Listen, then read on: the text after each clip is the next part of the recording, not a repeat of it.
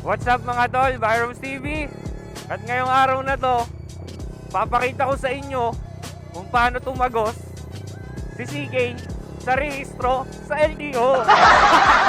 This is Byron!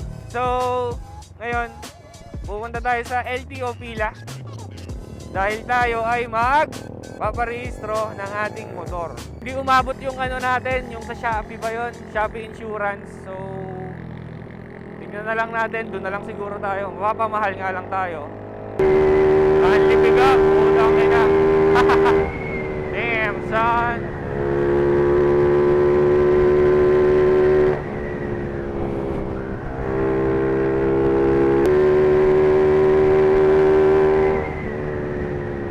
Mga tol, habang binabaybay natin ang kahabaan ng Victoria, nagulat tayo dahil ang daming nakatigil sa gilid ng kalsada. May mga motorista, mga driver ng tricycle, at driver ng four wheels. Yun pala, gumana ang kanilang mga matang lawin. Nakita nila, malayo pa lang, may mga LTO official na nanghaharang, namamara, at nanghuhuli. Kaya pala, kung mapapansin nyo, dito sa bandang harap natin at saka doon sa kanilang dinaanan natin, bigla silang napatigil. Akala mo magyoyosi lang or bibili ng palamig. Yun pala, wala silang rehistro or expired ang rehistro, walang lisensya, walang helmet, o ang tinatawag na kumpleto sa wala. Kaya pala, ang daming nakatigil sa gilid-gilid ng kalsada. Iniintay mo wala ang checkpoint ng LTO. Yan ang mga kamode riders. Huwag nyo silang tutularan. Let's go! Back to the road. Let's go, let's go! Yan guys, dito na tayo sa LTO. Malapit na tayo. Meron daw dito, PMBIC. Oh, PMBIC yun, oh. Yeah. Sige, ito. Re-recta na daw tayo eh. Lagi kaya tayo. Mga tropa din pala tayo dito mga ano. Yun pala mga Pixar po mga ano. Magkano insurance dyan niya? Bali ang regular talaga, 750. Eh, may validation, 100. Hindi 850. So, kuha muna tayo ng insurance. Kasi hindi gumana yung sa Shopee natin. Yung money insurance sa Shopee, ang tagal dumating eh. Dati ko pa ni-request yun. So, kuha muna tayo ng insurance dito. Yan. Dito lang tayo kumuha sa Almine Ryan. Yan. Paano sa si Palileng? Okay, sikat sa Palileng. Yan, Baliling. Kuya Baliling daw. Magkapunta tayo sa LTO, hanapin nyo agad si Kuya Baliling. Yung unang kuha kasi sa kasa 2023, sabi 3 years na daw. 3 years po. 3 years. Nakuha na natin yung insurance pero babalik tayo dun mamaya. Magano muna tayo, PMBIC muna tayo. Let's go. Kunin ko lang yung motor.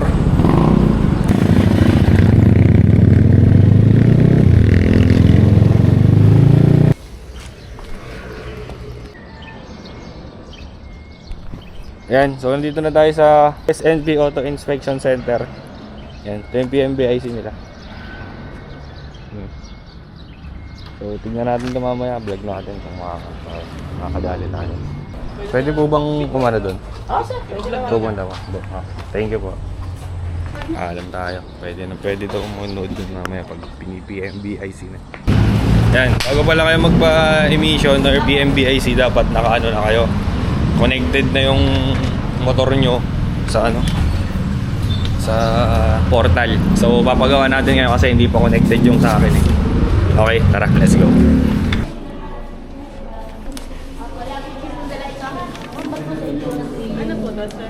Ito po, malagay po sa portal dyan. Ay, papalink po. Sige po, tatawagin na lang sir. Nabasa na natin yung papel sa window 1. So waiting na lang nilang i-update, tas bigay sa atin, tas balik na tayo dun sa PMBIC. So yun na, let's go. Okay guys, ang corny ng araw na to. Dahil lang sa LTMS portal natin, kaya nagkanda loko-loko. May mali silang value na nalagay. Parang kunyari, dapat 2 0 or 1 0 lang dapat, naging 2. Sumobra yung 0, kaya ngayon, kailangan pang kontakin yung LTO Central or yung main office para para i-correct nila. Bukas na lang daw ako bumalik. Kasi, ayun nga, wala pang ano eh. Wala pang reply yung central kasi sila yung mag-aayos nun. Uwi na muna tayo. The next day. Opo, sa CR nga po. Ay, siya yung babalik kahapon? Opo. Sige, pauna mo na lang yan sa kanila. Okay mga tol, nandito na ulit tayo sa SNP Auto Inspection Center. So priority na tayo ngayon kasi kahapon pa tayo nakapila eh. So hintayin na lang natin ano yung motor doon, tapos i-video ko na lang kung ano yung mga gagawin. Yes sir. Pine-check na.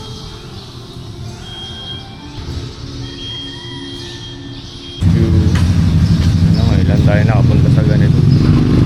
Puro inaano na dyan yung hindi ko alam kung high beam ata pinapagana.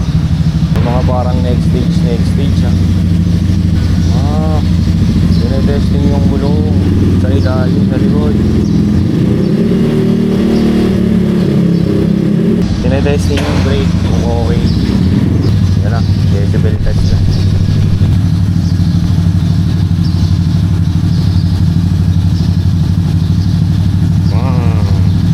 Dito pala guys sa SNP, pwede dito yung mga sasakyan. Basta kahit anong sasakyan kaya. Kanina may nakita kayo dito, di ba? 4 wheels. Dito naman mga motor lang, mga ganyan. Kung nagpapacheck kayo dito, pwede kayo dun sa waiting area nila. Eh nandito lang tayo kasi nagbibideo tayo. Let's go. Tingnan na lang natin kung tatagos to sa image. Ay, sa decibel check.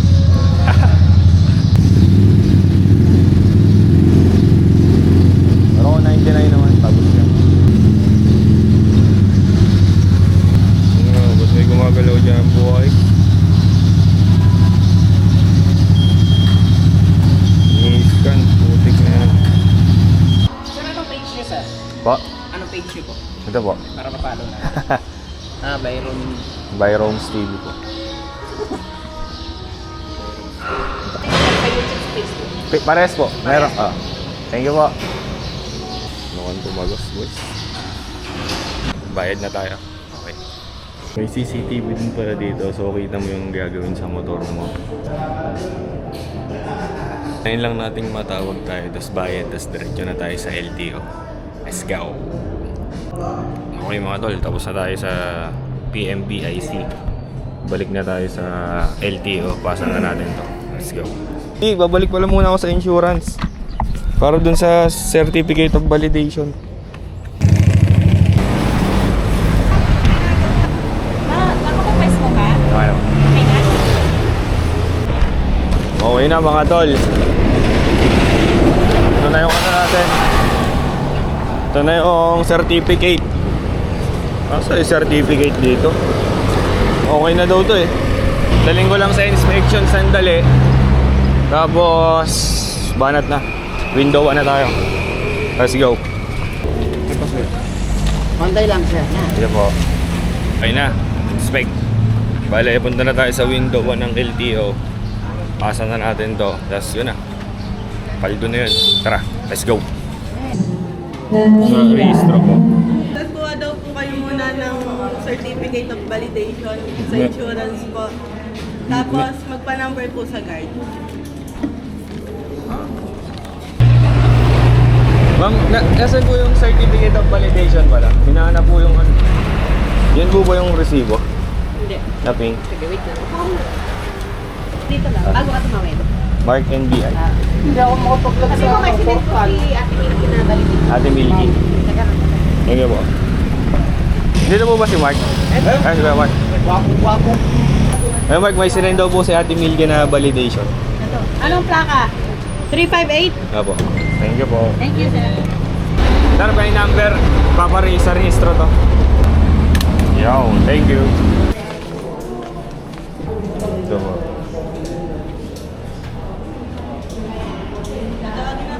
Thank you po.